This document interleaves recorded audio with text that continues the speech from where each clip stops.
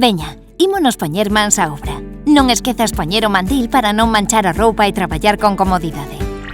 Xa lavaches as mans? Lembra facelo sempre antes de poñerte a cociñar. Toma nota dos ingredientes e utensilios que necesitas. Se preparas todo de antemán, será moi fácil seguir a receita paso a paso. Lembra pedir axuda a un adulto para acender e apagar o lume ou o forno e para usar aparellos eléctricos como o bateador. Trapos e manoplas poden ser os teus grandes aliados para suxeitar as cousas quentes e tamén para limpar. Lava todo o que vayas usando a medida que realices a receita.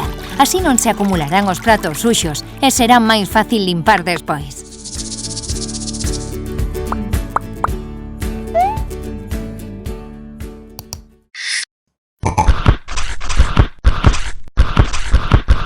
Hoxe imos preparar unha sobremesa para impresionar.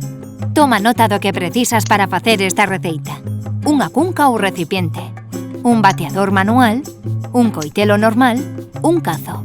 E agora os ingredientes. Vas necesitar 420 gramos de tona líquida para montar, 280 gramos de chocolate branco picadiño en anacos pequenos, 250 gramos de iogur e 4 galletas tipo Oreo.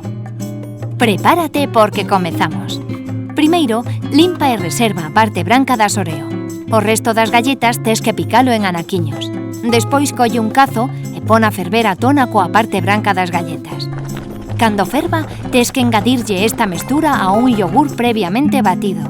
E agora méteo na neveira a enfriar. Fácil, non? Só queda presentalo.